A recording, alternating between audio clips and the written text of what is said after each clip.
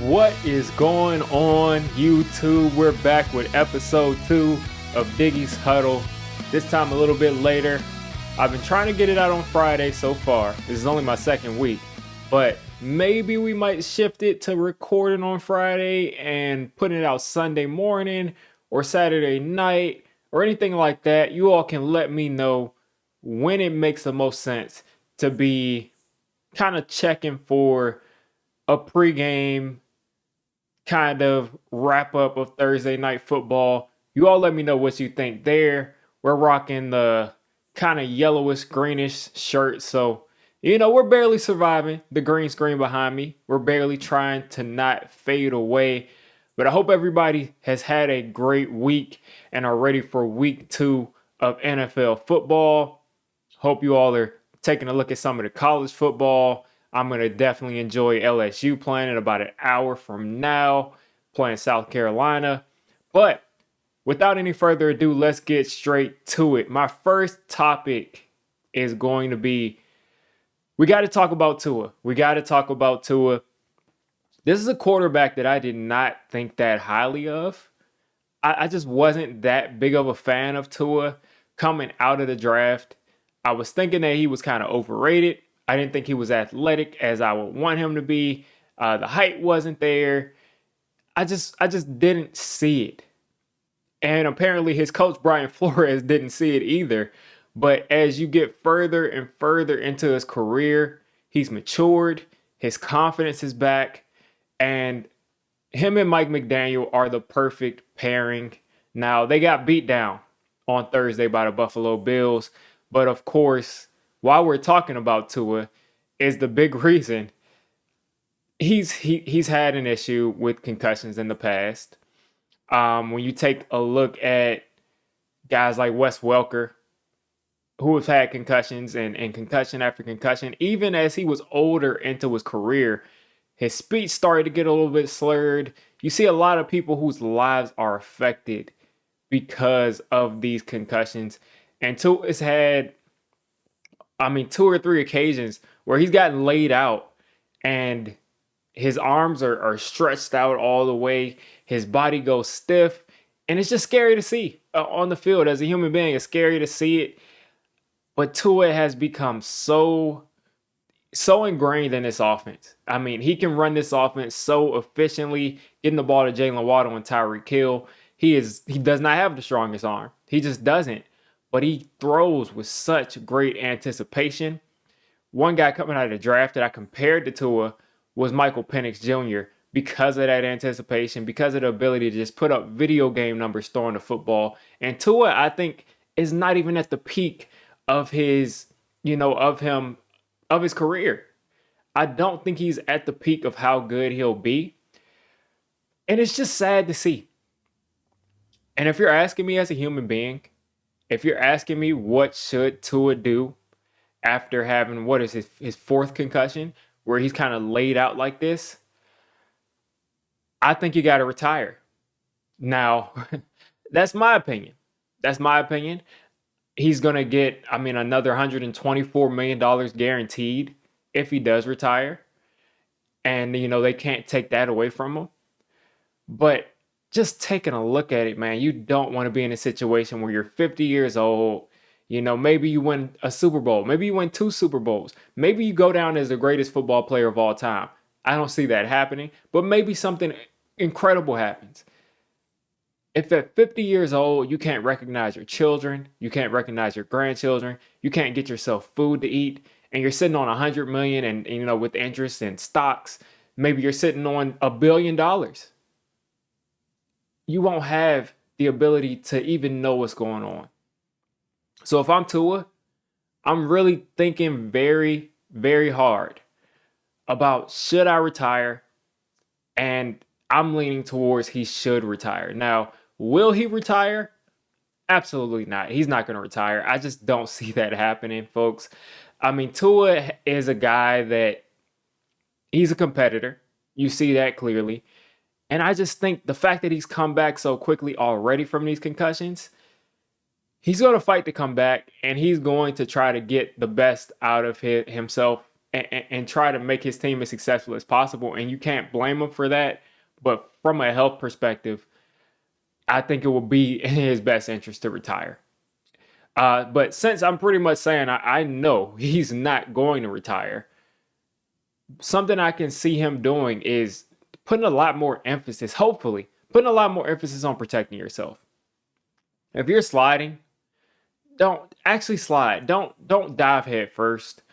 The slide, even sometimes the slide is risky because a quarterback will slide and a defender will try to tackle him as if he's not sliding, and their helmets collide.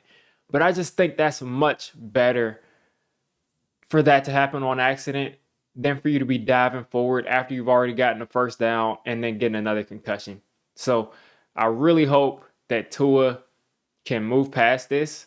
I know he'll be back, and I hope that he can stay concussion free as possible it is in the NFL going forward. All right, so next I want to talk about our top 2 rookie quarterbacks in this league right now. Drake May is still on the bench, so we're not going to talk about him. I'm not really going to talk about Bo Nix. I want to talk about Jayden Daniels, and I want to talk about Caleb Williams. And I would say Jayden Daniels by far looked the best out of all of the rookie quarterbacks, just because, he was the only person that didn't necessarily have a bad game. Now, Caleb Williams, some of the things that I was concerned about while he was in college have surfaced. And this isn't me saying like, oh, Caleb Williams is now going to be a bust. But some of the developmental things that I've seen that I thought that he needed to get better at are showing their ugly heads. They're trying to extend the plays to a fault. It's hurting them. And I wouldn't tell a lot of young quarterbacks to do this, but I think Caleb Williams should watch Patrick Mahomes' film and try to emulate that. And like I said, I would not tell a lot of people to do that because they don't have the God-given talent that Patrick Mahomes and I believe Caleb Williams has. And Patrick Mahomes does a great job of running around, of doing things that most quarterbacks shouldn't be doing, but also being efficient with it. And you used to see Patrick Mahomes turn around, running back 20 yards, doing all that, and then throwing it up to Tyreek Hill. And as that Kansas City offense has evolved, Patrick Mahomes still breaks contain.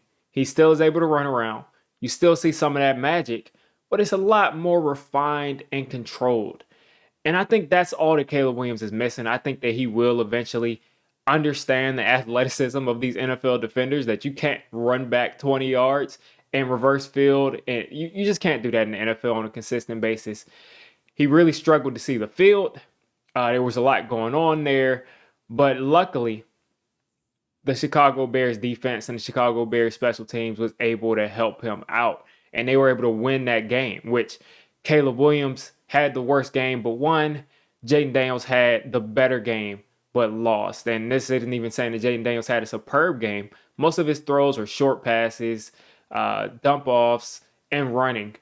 But it was still a lot more productive than Caleb Williams. So these are things that I noticed with Caleb Williams. As far as Jayden Daniels, as an LSU fan and a Jayden Daniels fan, this week against the Giants, I'm looking for Jayden Daniels to be more aggressive. Now, as a Giants fan, I don't want any of what I'm about to say to happen. I would rather him do it next week. But as a Jayden Daniels fan, I want Dan Quinn to let those handcuffs off of Jayden Daniels. He's scared of Jayden Daniels making a mistake, which most defensive coordinators that turn into head coaches usually are. He's scared of that mistake happening. He's scared of Jayden Daniels throwing 3 or 4 interceptions, but I think your young quarterback is in there for a reason. They need those reps. And Jayden Daniels was an amazing deep ball thrower. An amazing deep ball thrower in college. So I think you have to unleash that skill. Now, do you have a ton of receivers to throw the ball deep to? No. But you do have Terry McLaurin. And he was open 2 times and Jayden Daniels couldn't connect with him. But I want some more emphasis. Again, as a Jayden Daniels fan, I want more emphasis placed on him attacking deep down the field. And also, let's do some read option stuff. Let's do some more read option stuff. Let's have some design runs to keep that defense off balance. Him and Brian Robinson Jr. are two formidable runners with the football. So let's run some more option. Let's not be scared of putting Jayden Daniels in harm's way. No, you don't want him running 16 times, but you don't want him to have to scramble for every run too. So be utilize the guy's strengths, and I think you're going to get a much better version of Jayden Daniels going forward. It seems like Dan Quinn doesn't want him to run, doesn't want him to take shots downfield as much, and that's not necessarily a fit. And I'll say, my worry meter here out of 10 is probably around, probably around 3 or 4 right now. I don't think that this will stay like this forever.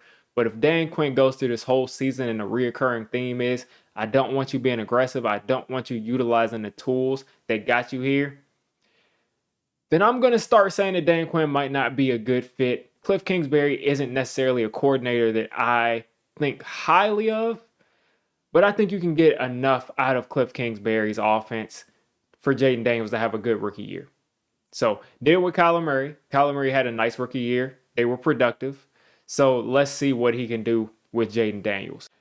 All right, so I'm going to talk about a couple of games that I'm looking for this week coming up. So, the Buccaneers and the Detroit Lions is a game that really stood out to me as a game that could be a really good game, because last week the Buccaneers went against that Commanders defense. The Commanders defense is not good at all, but nonetheless, Baker Mayfield pretty much had a perfect game. I think he had like 156 quarterback rating, which is 2 points off of perfect.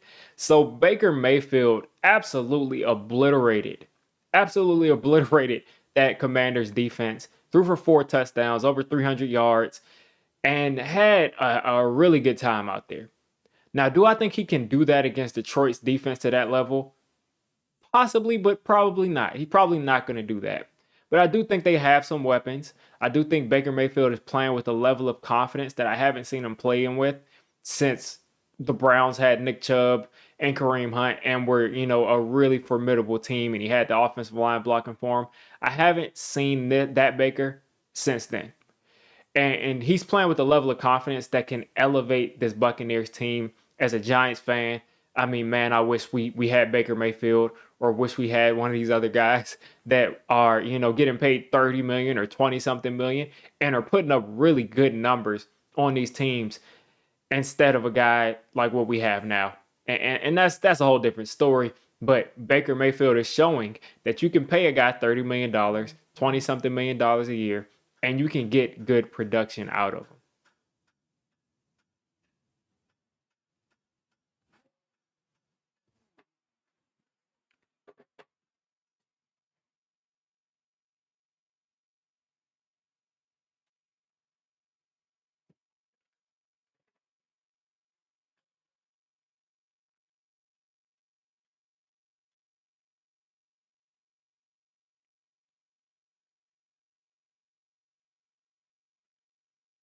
Now, on the Lions side, we know their offense is going to be a problem. It seems like J-Mo has finally turned the corner, and he's a guy that the defense always is going to have to worry about going deep, making that big play. And that's good to see that he's finally arrived in that role there. Amon-Ra St. Brown is the guy that's going to do that dirty work underneath and, all over the field pretty much. But J-Mo is the big play nightmare that the Lions finally have, that they've been waiting for him to be for, I think, the last 2 years.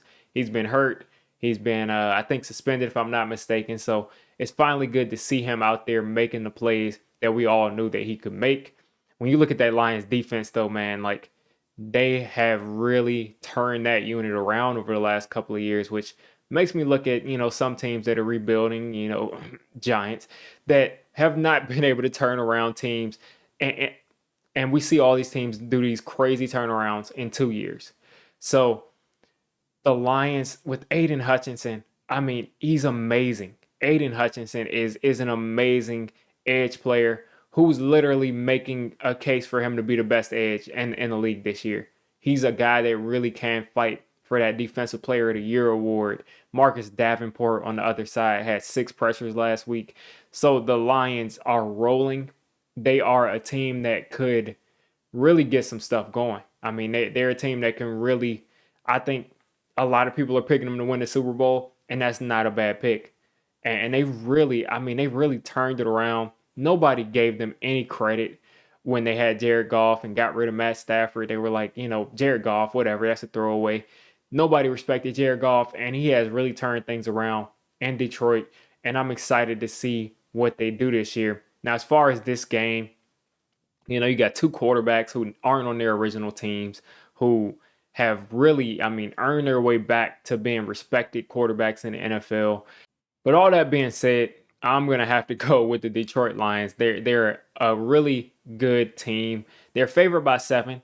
I don't think that they'll win by 7. Maybe they will, but I think this will be a very good game at the end of the day, and both teams will leave, exhausted because this was a game that really came down to 2 or 3 plays. So Lions over Bucks, but possible game of the week alert in my opinion. All right, so next game that I'm really excited about, as I've mentioned, an LSU fan, a Joe Burrow fan, Cincinnati and Kansas City. And I just don't know for the life of me why Cincinnati. Well, I probably can answer that for you. It's because at the beginning of every season, Cincinnati, they're hurt.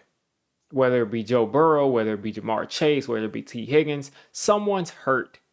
And they come out sloppy. They come out looking unprepared. They come out just not looking good at the beginning of every season. I've been someone who's not a big fan of Zach Taylor. I don't really think that highly of him. I think he has a very talented roster on offense, but I really am not that impressed in Zach Taylor. And you got to have your team that people think, this is a team that was in the Super Bowl a couple of years ago. This level of player that you have at quarterback and what you have at receiver, at least for now, you cannot waste that by getting off to a slow start. These guys have to come out prepared. These guys have to come out firing on all cylinders. And it just hasn't been that way over the last couple of years. So everything in your mind says that the Bengals should lose this game. They're favored. They're not favored. They're the underdog by 6 points. They're at Kansas City. But then on the other hand, you got the intangibles. You got Joe Cool, part 2. You got the guy that pretty much owns Patrick Mahomes in head-to-head matchups. And it just becomes difficult. It becomes difficult because you're looking at that Bengals defense. They're getting better and better. Again, the quarterback is a guy. The top 2 wide receivers are dogs, but T. Higgins may not be ready to go. So that kind of limits things. But then again, you got Joe Burrow and Jamar Chase. You got to make something happen on offense. And then you look at the Kansas City Chiefs. You got Patrick Mahomes, who's the best quarterback on the planet right now. And he's slowly been maturing into a really, really good quarterback. And when I say maturing into he was already a good quarterback. He was already an amazing quarterback. But he's refining his game, kind of how I talked about earlier. He's refining his game to a guy that can actually play from the pocket and stand back there and deliver. He can scramble. He can play the short game all day long, not make some of those same mistakes he made as a younger player. He can play the long game. He's got Xavier Worthy back there taking, reverses for touchdowns now. He can go deep like Tyreek Hill did. He's got Kelsey still there making plays. He's got Rashee Rice, who is like, if Rashee Rice plays like this, like he did this past week, if he plays like that all season, you got a top 10 receiver there because him and Patrick Mahomes were on the same page on those in cuts over and over and over again in traffic. Rashee Rice is a guy to watch, and he was a guy that I saw in the draft that I thought could be good, but he went to the perfect situation. So Patrick Mahomes, he's just amazing, man. He's amazing. And his one kryptonite is Joe Burrow. And because of that kryptonite, I have to continue to go with it. And I'm just picking Joe Burrow this week over Patrick Mahomes, partially because he's my favorite quarterback, and then partially because I just think there's no way that Joe Burrow and Jamar Chase and these guys that are on the Bengals that are proud players, you cannot keep starting off 0-2. You can't keep starting off 0-2. So I think you'll see a game for the ages, a flawless performance from the quarterback, an amazing performance from Jamar Chase. And I think they will carry that Bengals team to victory, at least this week, over the Kansas City Chiefs. And maybe Patrick Mahomes finally gets his revenge sometime in the playoffs. But the Bengals have got to get a W on the board, and they cannot keep starting so slow, being behind the eight ball. That is not how you win, especially in the AFC North. You just can't get that done that way. And then we're gonna close out with the Tennessee Titans and Jets. Quickly, the Jets are favored by 3.5 points. Now, I talked about the Titans last week. They were a game that I called out because they were playing the rookie. They were playing Caleb Williams. And the Titans, man, like, how did they give that game up? I was concerned about Brian Callahan, but it seemed like he had that team ready to play. It seemed like Will Levis played an almost flawless kind of game, besides those mistakes he made down the stretch that got the Bears back into the game. But Will Levis looked a lot better than I thought he would, from a snap in, snap out basis.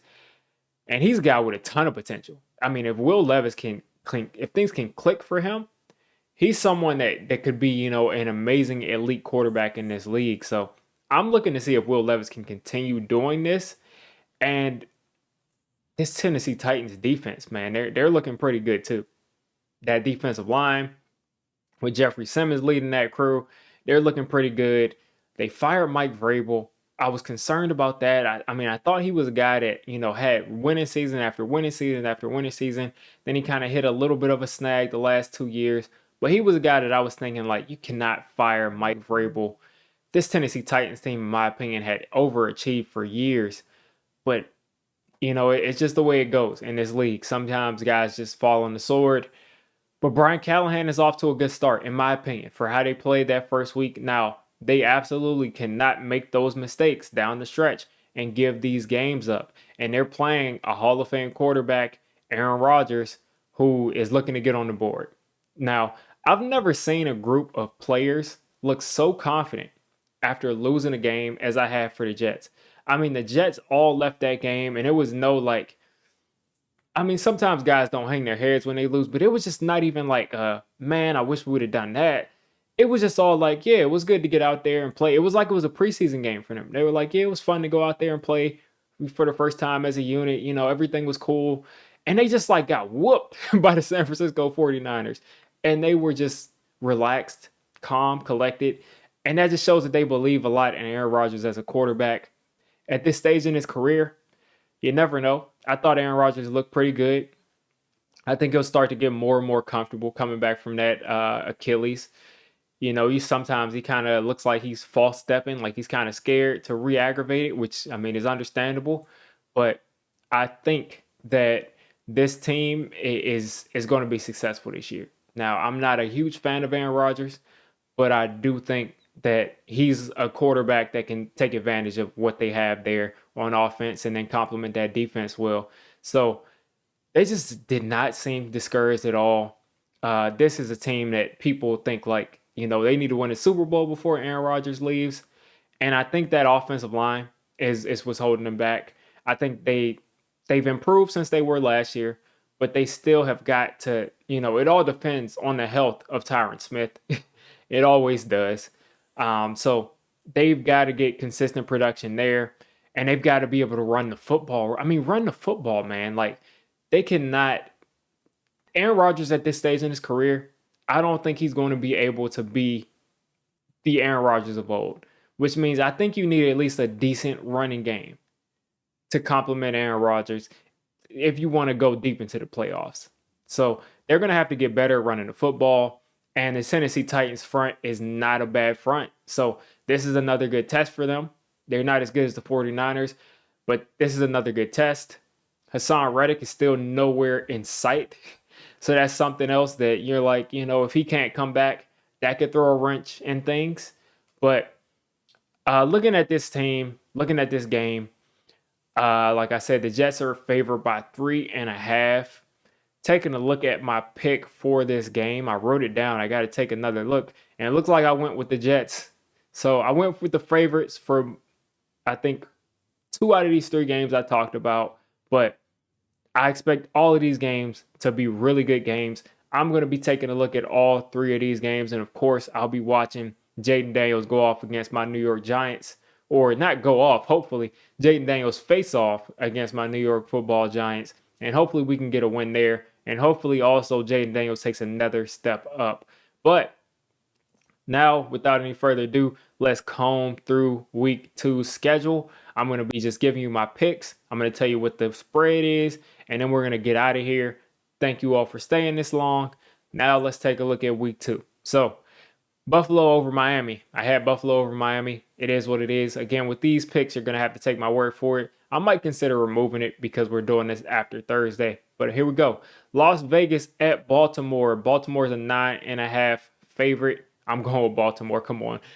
Chargers, Carolina. Chargers are a 6.5 point favorite. I'm going with Chargers, and I'm taking the points. The Panthers are a mess. They're a disaster. Bryce Young doesn't look comfortable at all.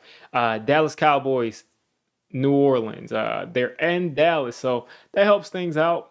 New Orleans, I think, has an underrated team. Derek Carr kind of revived himself, but I think Dallas is just a better team. I think Dallas will win, and they may win by that whole 6.5 points or more. Tampa Bay, Detroit Lions. We talked about that. We're going to go with Detroit. We're going to go with Indy over Green Bay. They're at Green Bay, but where's Jordan Love? We don't know where Jordan Love is. I don't think Malik Willis is going to get through a whole game without making mistakes. I'm going to say I believe in Anthony Richardson more than I believe in Malik Willis. Anthony Richardson is I don't want to get off on a tangent, but the guy is extremely talented, and he's going to be able to put it together. So we're going to go with Indy. I'm going to go with Indy, and I think they also are the 3.5 point favorite. My mistake. I was trying to figure out why they were underdogs. Moving on. Cleveland at Jacksonville. Jacksonville's favored by 3. I'm going with Jacksonville. San Francisco at Minnesota. Minnesota 6-point underdog. We're going with San Francisco. Seattle at New England. We're going to go with Seattle. 3-point favorites. That's not anything bad. I think they'll win by more than 3. New York Jets, Tennessee Titans. I went with the Jets. We talked about that. Giants, Washington. I'm going Giants. Basically a pick'em game. 1.5 point spread. Rams, Arizona. I'm going with the Rams. Arizona's 1.5 point favorite. Pittsburgh at Denver. We're going to go with Denver. Denver is a 3-point underdog. We're going to go with Cincinnati over Kansas City. We're going to go with Chicago over Houston as a 6-point underdog. We're going to go with Chicago. And then as a 6-point underdog, Atlanta is going into Philly on Monday Night Football. And let's not kid ourselves. Philadelphia is going to win that game. They may win that game outright. And it just is what it is right there. But that's going to wrap things up for Digge's Huddle episode 2. Appreciate you all for watching. I'm going to be putting these out every week. Excited to do this and share it with your friends if you like the things I'm talking about. Again, I want this to grow. I want this to be a staple here on the channel. And enjoy football this weekend. Enjoy football, enjoy college, enjoy the NFL. Peace.